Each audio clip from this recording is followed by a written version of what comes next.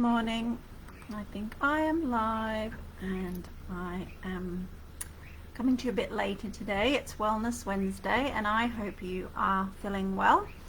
So I'm late because it is a fun day, a little bit of a crazy day. My dad's in hospital this morning having a pacemaker fitted. He's been in hospital for a week, so I've just tidying up some loose ends at home, and then I'll go and sit with him this afternoon. Hopefully he'll be able to go home tomorrow because he's been there 1 week, and that was kind of unexpected, and there's been a few delays in his procedures, so I'm hoping that he'll be able to go home tomorrow.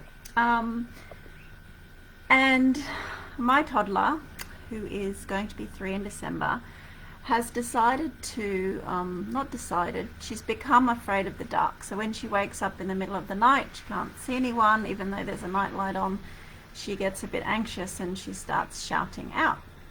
So usually the first one to get there is the one that has the fun. But last night she was kind of inconsolable for a while, screaming the house down. I swear all the neighbors and 6 blocks would have heard her crying. So I sat with her for what seemed like an eternity. So this was at 3 a.m. this morning. So she told me she was hungry, then she was thirsty, and then she was scared, and then she was this, and then she was that. So she just couldn't fall back to sleep. And then after about an hour of me sitting with her in her room beside her cot with my head like this, getting a cramp in my neck, she said, "Mummy, can I come to your bed?" And I went through the process of do I, don't I, do I, don't I, do I, don't I, and then yes, I capitulated and she came to my bed. And then I looked at my clock, which I didn't want to do because I didn't want to know how long A, I'd been awake, and B, what time it was. And when I looked at the clock and I saw that it was 4:30 in the morning, I then started negotiating with myself. Shall I get up? Shall I do this? Shall I do that? And then I decided, no, you must try and sleep. And so I eventually fell back asleep, and I got up this morning at 6:30 and went for my run.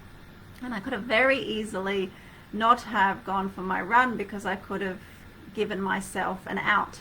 You know, you're up for 2 hours in the night, stay in bed, you deserve it, blah blah blah.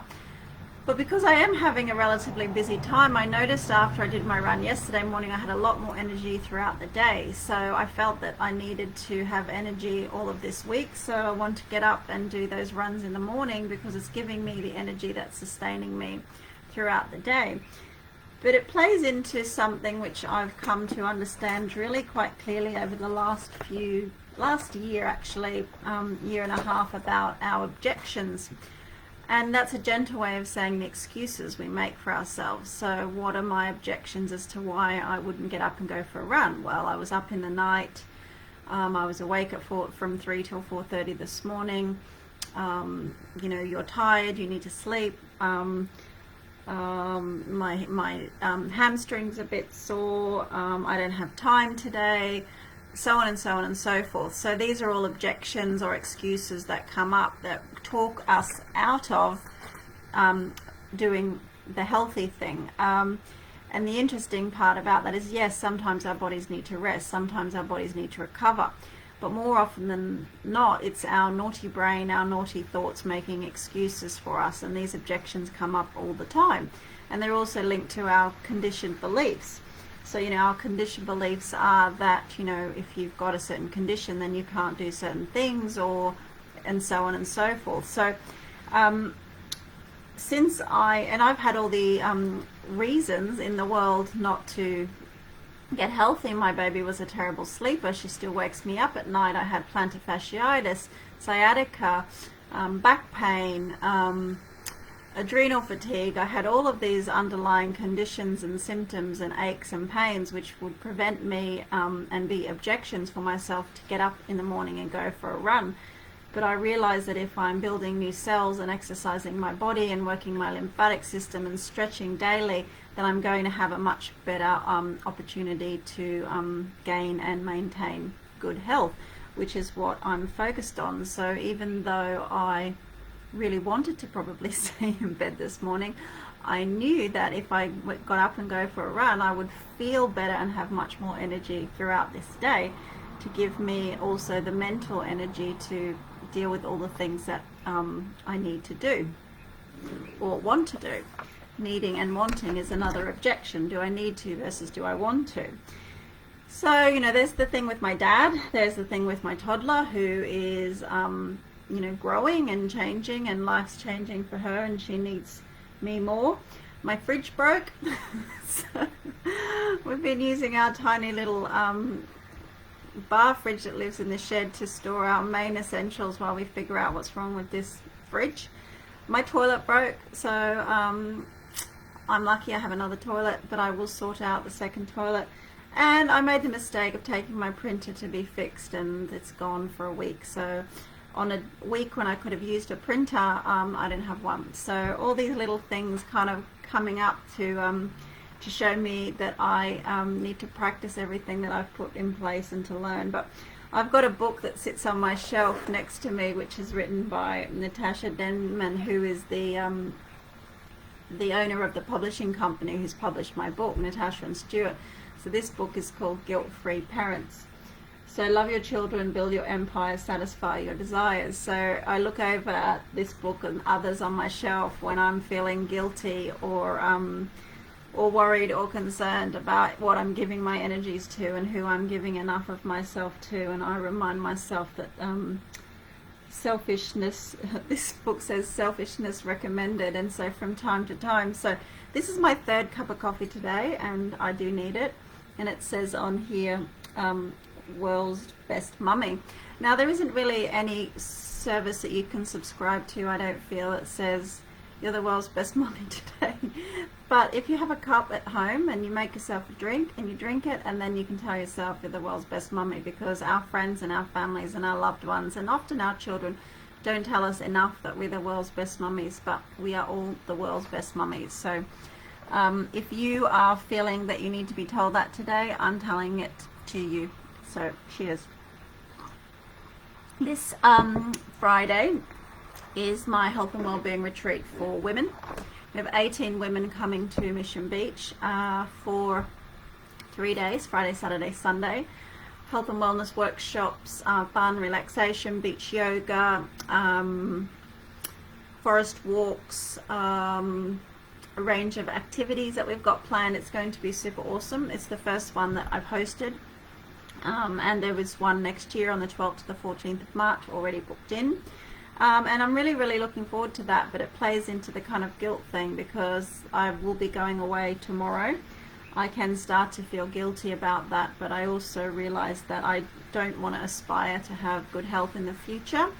I will be 65 when my children are ready to leave home, potentially. So I need to have good health through my 50s and 60s. My dad is 68 and he's having a pacemaker fitted. He doesn't necessarily want to know information about nutrition or lifestyle changes that could help him. We talked a little bit yesterday about emotional eating, because one of his challenges in hospital is that he doesn't have control over his intake of food. One of the ladies in my authoring group, Kim from Marcus, she wrote a book called Empowered Eating, which is about emotional eating, and she's just had a baby at 3 a.m. this morning. So congratulations, Kim. Welcome to Mummy Club. I was thinking about your book yesterday, and I wanted to get a copy for my dad, who needs to have a little think about emotional eating, because as much as women can be emotional eaters, men can be emotional eaters, and it's kind of important to have a think about how that plays into our life. So yes, I have been I'm very much looking forward to the retreat. I'm almost ready. I've got a few last minute jobs and things to do, and it's going to be amazing. So something to really aspire to. And I wanted to finish today with a little poem that I've wrote, and I think as a parent you will definitely relate to this poem. I wrote it and printed it, distributed it last year. It's called Surviving This Day. And just remember, this is my third cup of coffee for today. It's called Surviving This Day. My alarm clock goes off at 4 when I hear the cries from next door. Mum! Mum! Mama! It's the beginning of another long day, in a 3-cup of caffeine kind of way. 2 little people with endless needs, constant snacking and clearing up of feeds. I'm counting my breath and staying in the now, whilst downing the coffee and wondering how I'll get through what I know lies ahead. Witching hour, bath and bed. I'm practicing gratitude. I'm lucky, I know, to have 2 lovely girls and watch them grow. But it's no secret, and most mums will say, we are all just surviving this day. So that's my poem called Surviving This Day. It's on my website, thewellnesspoet.com. I do love it. I was reminded of it today when I thought, right, I'm going to survive this day, to get through this day, and to be grateful that I have more than 1 toilet, a second little fridge, plus good health. So I hope you're well. Have a great day, rest of the week ahead, and I'll see you real soon. Bye.